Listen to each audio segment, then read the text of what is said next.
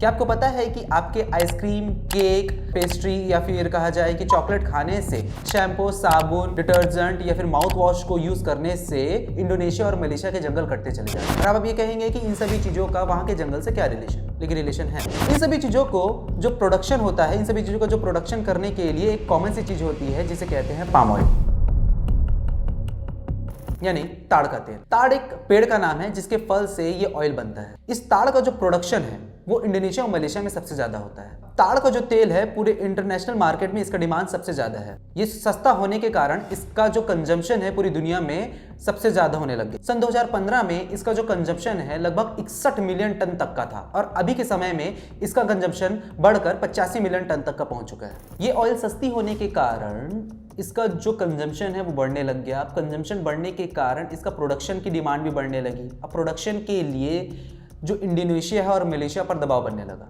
नतीजा ये निकला कि इंडोनेशिया और मलेशिया की सरकार ने वहां के जंगलों को काट कर पाम ऑयल की खेती करनी स्टार्ट कर। ये जो फैसला था ये काफी दिन ब दिन गंभीर होता चला गया। सन 1900 में इंडोनेशिया के पास लगभग 420 मिलियन एकड़ तक का जमीन था, जो अब घटकर 250 मिलियन एकड़ तक पहुंच गया है। सन 2001 से सन 2018 तक इंडोनेशिया और मलेशिया में लगभग 2.5 मिलियन एकड़ तक का जमीन साफ कर दिया गया सिर्फ और सिर्फ ताड़ की खेती के लिए।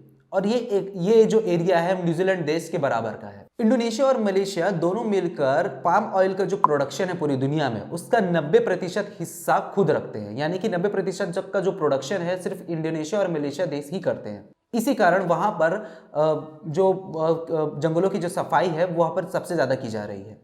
इंडोनेशिया है, वहाँ का जो मौसम है वो ट्रॉपिकल एरिया होता है, इसी कारण वहाँ पर ताड़ की खेती की जाती है। चूंकि वहाँ के जंगलों को काटा जा रहा है तो वहाँ के जो नेगेटिव इफेक्ट है वो दिन ब दिन अब शो होते चले जा रहे हैं। जैसे कि वहाँ के आदिवासियों के पास आवास तो छीना जा रहा है, साथ साथ वहाँ के जानवर भी विलुप्त होते चले जा रहे हैं। जंगली हाथी, बाघ और ओरंगुटान नामक जो जानवर है वहाँ पर धीरे धीरे गायब होते चले जा रहे हैं या फिर कहें कि विलुप्त होते चले जा रहे हैं। अब चूंकि जंगल कटते चले जा रहे हैं तो वहाँ के एटमॉस्फेयर पर भी काफी ज्यादा असर पड़ रहा है। एक सर्वे के मुताबिक वहां के जो CO2 का जो लेवल है अब पिछले 100 साल में लगभग 60% बढ़ चुका है। यानी कि वहां के जंगलों की सफाई होने के कारण वहां के जो ऑक्सीजन लेवल कम होने के साथ साथ वो CO2 लेवल भी दिन ब दिन बढ़ते चले जा रहा है। ये एक बहुत ही गंभीर मामला है। पाम ऑयल के कंजम्पशन के लिए इंडिया भी पीछे नहीं है। पाम ऑयल के पूरे ओवरऑल प्रोडक्शन में लगभग 20% तक का जो कंजम्पशन है वो खुद इंडिया करता है। भारत लगभग सालाना 18 से 19 मिलियन टन तक का पाम ऑयल कंज्यूम करती है।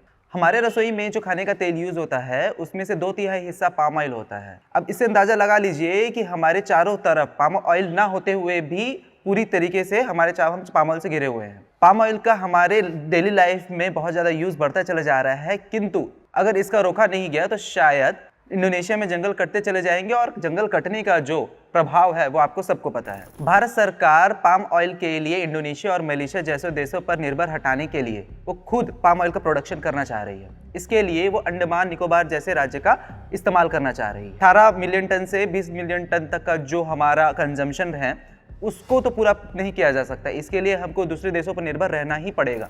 अब जरा सोचिए कि हमारा 18 से 20 मिलियन टन तक का जो कंजम्पशन रेट है उसको फुलफिल एक छोटा सा राज्य नहीं कर सकता, इसके लिए हमको दूसरे देश पर निर्भर रहना पड़ेगा। पाम ऑयल हमारे डेली लाइफ में बहुत अच्छी तरीके से जुड़ चुका है और अभी तक वैज्ञानिकों ने इसका विकल्प नहीं निकाल पाया है। किंतु अगर हम इस चीज का कंजम्पशन ज्यादा कर रहे हैं तो इससे होने वाले नुकसान से भी हमको अवेयर होना चाहिए।